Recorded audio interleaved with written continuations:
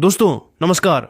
स्वागत है आपका भारत और दक्षिण अफ्रीका के बीच खेले जा रहे पहले टेस्ट मैच के दूसरे दिन की धमाकेदार हाइलाइट्स में, जहां ईडन गार्डन्स का मैदान आज फिर से तिरंगों से सराबोर हो गया, कल के मुकाबले और भी जोरदार उत्साह के साथ, क्योंकि टीम इंडिया की नजरें अब बड़ी बढ़त लेने पर टिकी हुई हैं। याद दिला दें कि कल पहले दिन जसप्रीत बुमराह की जादुई 5 विकेट हॉल ने दक्षिण अफ्रीका को सिर्फ 159 रनों पर ढेर कर दिया था और भारत ने अपनी पहली पारी में एक विकेट बक नुकसान पर 37 रन था और भारत ने मजबूत आधार रखा था। केएल राहुल 18 रन और वॉशिंगटन सुंदर 5 रन पर नाबाद थे। तो आज का दिन बल्लेबाजों के लिए चुनौतीपूर्ण होने वाला था।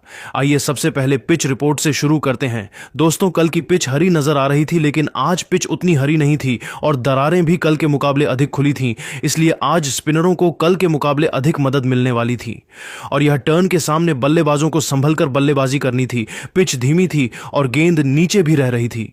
बल्लेबाजों के लिए सीधे बल्ले से खेलना ज्यादा फायदेमंद होने वाला था और यह बात साफ ठीक आज ईडन गार्डन्स के मैदान पर तो स्पिनरों का बोलबाला रहने वाला था। और ठीक 9:33 दूसरे दिन का खेल शुरू हो गया। भारत के लिए केएल राहुल और वॉशिंगटन सुंदर ने पारी आगे बढ़ाई। दक्षिण अफ्रीका से 122 रन पीछे चल रही टीम इंडिया की नजरें बड़ी साझेदारी बनाने पर थीं और जल्द ही 9:57 भारत के 50 रन पूरे हो गए। केएल राहुल और वॉशिंगटन सुंदर के बीच दूसरे विकेट के लिए साझेदारी पनप रही थी। भारतीय टीम फिलहाल दक्षिण अफ्रीका से 109 रन पीछे चल रही थी, लेकिन यह साझेदारी मजबूती से बढ़ रही थी।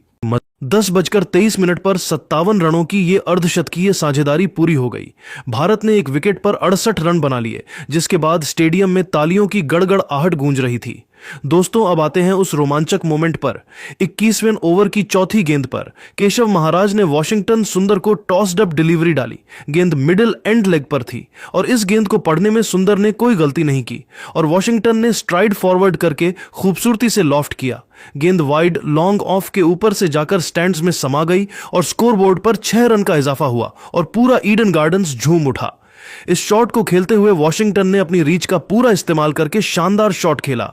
यह उनका इस पारी का पहला छक्का था और स्कोरबोर्ड पर भारत का स्कोर तेजी से बढ़ रहा था।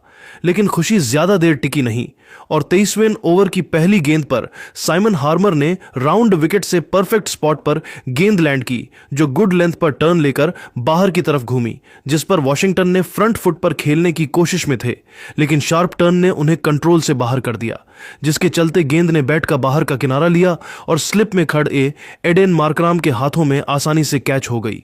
वॉशिंगटन सुंदर 82 गेंदों पर 29 रन बनाकर आउट हुए और इसी के साथ भारत को दूसरा झटका 75 रनों पर लगा। सुंदर और राहुल के बीच 57 रनों की साझेदारी का अंत हो गया और हार्मर ने अपनी स्पेल की शुरुआत में ही 2 जादुई गेंदें फेंकी, जिसमें से पहली गेंद मिस हो गई, लेकिन दूसरी पर एज मिल लगा।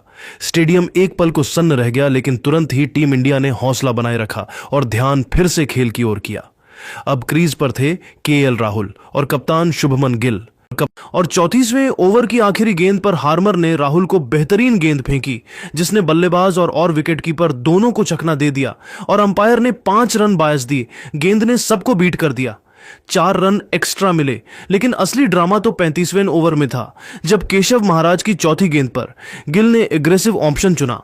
स्वीप शॉट खेला बैकवर्ड स्क्वायर के ऊपर से और गेंद बाउंड्री तक पहुंची, जिसपे एक बेहद कीमती बाउंड्री मिली और इसी चौके के साथ गिल ने खाता खोला। लेकिन जैसे ही वे खड़े हुए, उन्हें गर्दन में दर्द महसूस हुआ और देखते ही देखते वे दर्द से कराहने लगे, जिसके बाद फिर फिजियो मैदान पर आए और गिल को चोटिल होने के कारण मैदान से बाहर ले गए और कप्तान रिटायर्ड हर्ट होकर मैदान से बाहर गए। कप्तान की ये चोट टीम के लिए बड़ा झटका थी और भारतीय टीम इस चोट के चलते भारतीय टीम को परेशानी बढ़ रही थी, जिसके बाद अब क्रीज पर थे केएल राहुल और ऋषभ पंत की एंट्री से स्टेडियम में जोश दोगुना हो गया, क्योंकि पंत का अंदाज ही अलग है। 33वें ओवर की पहली गेंद पर महाराज ने राहुल को शॉर्ट लेंथ पर ऑफ साइड के बाहर धीमी गेंद दी। गेंद थोड़ी सी रुक कर आई और ग्रिप की।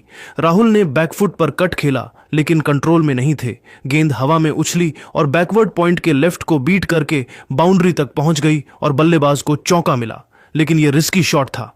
अब पंत ने भी कमाल दिखाना शुरू कर दिया था। 37वें ओवर की तीसरी गेंद पर महाराज ने राउंड विकेट से गुड लेंथ पर डिफेंस किया, लेकिन गेंद ने एज लेकर मार्कराम के शोल्डर के पास से उड़कर बाउंड्री तक पहुंच गई और इसी के साथ पंत को एक जीवनदान मिला। यह स्लिप पर मुश्किल चांस था। गेंद इतनी तेज थी कि मार्कराम को हिलने तक का मौका नहीं मिला और इसी के साथ पंत को भाग्य का साथ मिला और अगली ही गेंद पर महाराज की गेंद पर पंत ने डाउन द ट्रैक जंप किया, पिच ऑफ द बॉल पर पहुंचे और मिड ऑफ के ऊपर से छक्का उड़ा दिया। गेंद स्टैंड्स में समा गई और अगली गेंद पर पंत ने एक बार फिर गेंद को स्टैंड में भेज दिया और बैक टू बैक सिक्स लगाकर ऋषभ पंत का आगाज किया और अब मैदान पर पंत का तूफान जारी था। दोस्तों, अब स्कोरबोर्ड पर भारत 88 पर 2 विकेट पहुंच चुका था। पिच पर टर्न के साथ साथ दबाव भी बढ़ रहा था।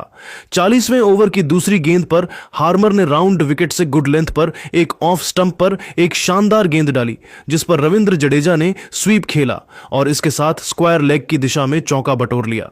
पिच के व्यवहार को देखते हुए यह सही रणनीति थी।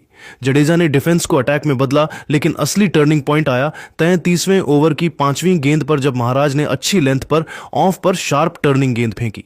लेकिन दूसरी तरफ पंत का जलवा ज्यादा देर तक नहीं चला। यह भारत के लिए बहुत बड़ा झटका था क्योंकि पंत परसेंटेज खेल, लेकिन 33वें ओवर की चौथी गेंद पर कॉर्बिन बोश ने पंत को कैच आउट करवा दिया। पंत 27 रन पर 24 गेंदों के बाद वेरेने के हाथों लपके गए और इसके साथ भारत को चौथा झटका 132 रनों पर लगा। पंत ने 4 चौके और 3 छक्के ठोके, लेकिन आक्रामकता में विकेट गंवा दिया और उनके आउट होने के बाद अब क्रीज पर जडेजा और ध्रुव जुरेल आ गए थे और आते ही चौका लगा दिया और अगले कुछ मिनट तक संभलकर बल्लेबाजी की और पहले सेशन का खेल खत्म होने तक भारत ने 138 रन पर 4 का स्कोर बनाया और सेशन के अंत तक दक्षिण अफ्रीका से 27 रन पीछे था। जडेजा 15 पर और जुरेल 5 पर नाबाद थे। दोस्तों, आपको यह हाइलाइट्स कैसी लगी? अगर अच्छी लगी तो इस सेशन का टर्निंग पॉइंट क्या था हमें कमेंट बॉक्स में जरूर बताएं और अगर आप क्रिकेट से जुड़े ऐसे और मजेदार अपडेट्स चाहते हैं तो इस वीडियो को लाइक करें, शेयर करें और चैनल को सब्सक्राइब जरूर कर दें। और हां, इस वीडियो का टारगेट 10,000 लाइक्स हैं तो इसे भी पूरा करें।